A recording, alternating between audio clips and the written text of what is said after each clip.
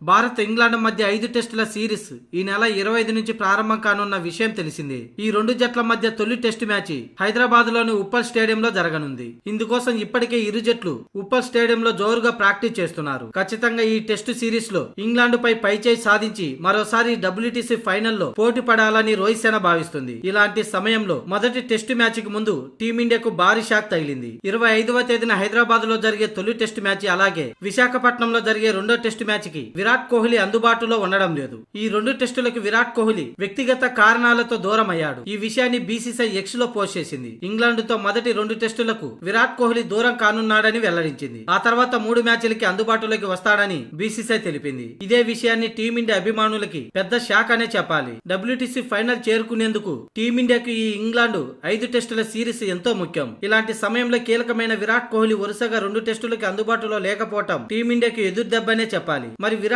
కోహ్లీకి ఎలాంటి వ్యక్తిగత కారణాలనేది BCCI వెల్లడించలేదు.